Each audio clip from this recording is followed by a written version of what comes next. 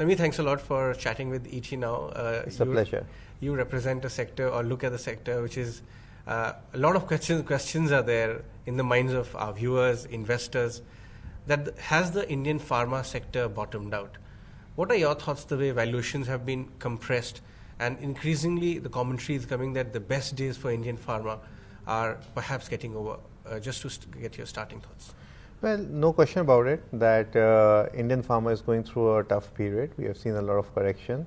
But just bear in mind that the correction in the stock prices has been commensurate with the cuts in the net profits, which just means that valuation has not become too cheap. Valuation has come off, but a bit, not too much. Second point I would say is the fact that some of these clouds have not gone away. So they are still dealing with the FDA-related challenges.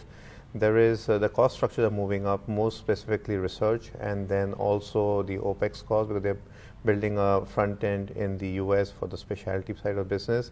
Whether the pipelines are ready in terms of timing, it's ready, but whether it will fire today or it will going to fire after 2 years is a function of a lot of other things which are outside of the control. So in short, I would say that there is more time correction. There may be some more absolute correction in the weighting. The way to look at the sector is more on a stock-specific, idiosyncratic way rather than sector on a broad-based manner. No, sure, fair point. So let's talk about the business model of Indian pharma companies. They've enjoyed high multiples for a prolonged period of time and higher margins as well. For Indian large-cap pharma, mainly servicing the United States, it all started with US FDA becoming much more stringent in their standards. But increasingly, we are getting a sense that even the overall market, the addressable market in the US may not, give the same kind of pricing to the products here. So does it mean that in a more permanent nature, the Indian large cap, servicing the US may come under a cloud? It's a good point that you make, Ajay, that I would say last 15 years journey in the US is different from what we are expecting over next 10 years in the US. Companies will need to adopt. It's the original game of filing ANDAs and getting to the market. You show up and you make money. I don't think it's going to quite play out that way for two reasons. As rightly said, the pricing pressure. And that's essentially coming because the number of competitors have gone from 5 to 10 to now almost 20, I would say, across the board, across the country. So that's true. So what is the new game in town? So I think it's a plus business model. You need to do what you were doing earlier, but you have to add on to that extremely complex products which are really long chain injectables, which are respiratory care, which is drug device inhaler based products. Then you have to move a step further into specialty space, look at 505(b)(2) sort of filings, which are something between the new molecule and the ANDAs, and finally company actually making a progression into biosimilars and 505(b)(1)s, which is really the NCE molecule. So you need to take your game up from vanilla generics to all of this stuff, and that is what is going to sustain your happiness in the US. Right. So I wouldn't ask your questions on which stocks, what are your buy or sell calls, but at least for indicative purposes, you can talk to us about which are the companies out of the 45 odd Indian companies from large to mid, which are moving in the direction of value addition in the United States market. Not only filing better products, but even going deeper into research, because that costs a lot of money and very few can afford it, isn't it? No, absolutely, and I think hats off to our pharma entrepreneurs that they are fighting bunch, and they won't fight it out. So I would say if you look at top 10 companies, top 5 companies more so, each of their research budget has gone up from 5-6% of sales to now about 10, 12, 14% of sales. A couple of them are actually 17, 18% of sales. So it clearly tells you that they are not taking this lying down. They are putting their best foot forward. They are putting a lot of resource behind their R&D engine, and the fruits will follow in the years going forward. And I would say most of them are taking pretty different routes from each other. So some would make it, a couple of them will take a bit longer. Right. So we all know that there's a new US FDA in charge now in the United States. A lot of people here, industry watchers, in India believe that perhaps he'll have a much softer stance towards Indian pharma. At the same time, a lot of mid-cap companies have started getting approvals on the US FDA, and they are questioning whether the tide is turning, or once the spate of approvals have started pouring in. How do you see both these news? I think FDA's broader objective is twofold. One is to make the drugs available, which have so far been very, very complex. So drug availability is the number one agenda. In that direction, I think what's going to happen is some of these stuck ANDAs, which are very high value, with barely any competition or one competitor, will see more people getting into the market, which is a good news. Because Indian companies are there in the queue; they are not in the market for these. And the second objective is obviously to drive down the prices. So therefore you are going to see more approvals of the backlog. So I think there are two things which are going to work. It would depend on company to company whether you are the beneficiary or the other way around. Some of the large pain points for Indian pharma, be it Halol or Murraya or some other companies with their key plants, do you see approvals in sight? Because there was some sort of expectation getting built in, and then there were delays in there. What are your thoughts on the timelines of approvals? So I think 2014, 2015 were the years when some of these really high value sites got into trouble with FDA. And it's been, I would say, 2 years plus, 2.5 years since they've been working on the remediation. And I think we are getting closer to the end of the tunnel. And we have started to see facilities come out of that.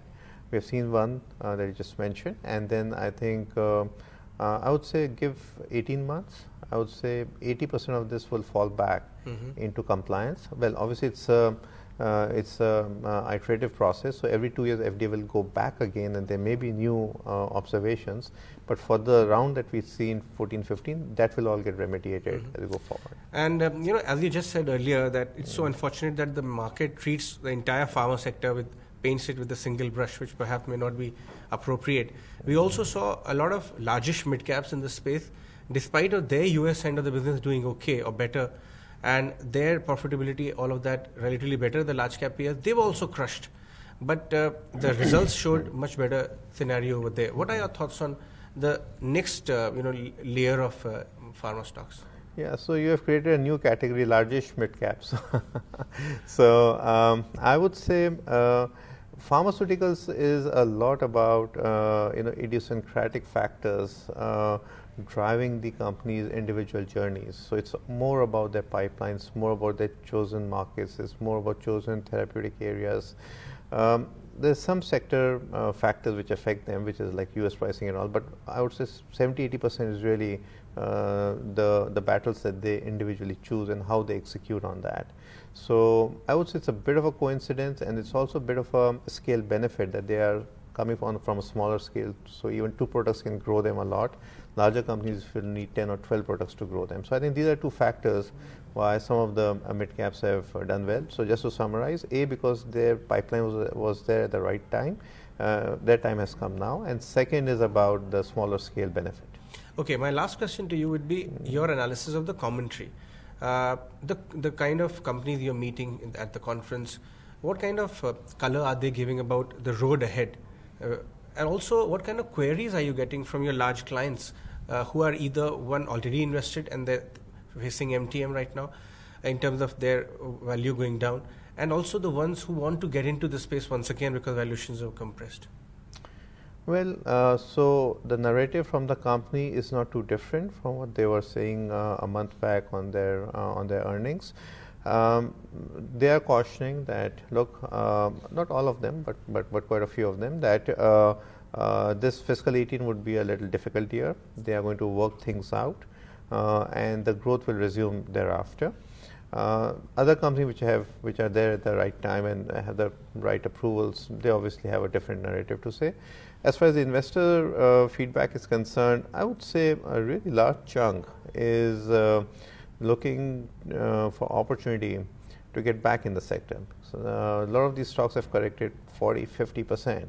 So I don't think they're sellers on the at the margin. So I would say that people believe in the long-term story for Indian pharma, and they think at some point in time it would be an opportunity to get in. So, and that depends from participant to participant. Sure. So the industry, the analyst community, have really slashed the earning estimates for 18, 19, some even trim it for 20 for most of the large cap large cap pharma companies.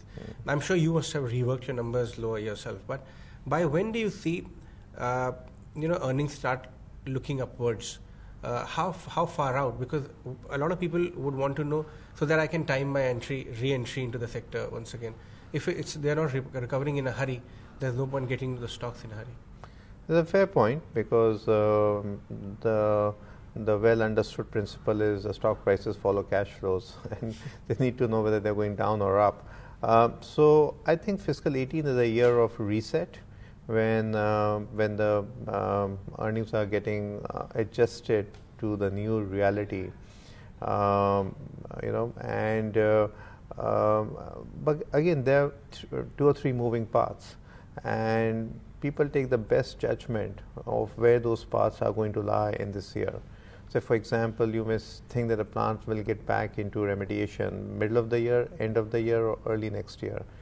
And it would depend. I mean, if it comes in time, yeah, sure, we are close to the bottom. If it doesn't, then there is more cuts to happen. If it comes earlier, we'll actually take it up. So I think there are factors, levers, which cannot fully be determined at the moment. But I think this is the best judgment, and we'll see, whether this 18 is the last such year.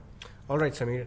Always a pleasure chatting with you. Thanks so much for your time. Thank you for having me here. Find us on Facebook at facebook.com/ETNow, and don't forget to click the like button. You can also follow us on Twitter at ETNowLive. To stay updated with all our programming, hit the subscribe button on our YouTube channel by logging on to youtube.com/ETNow.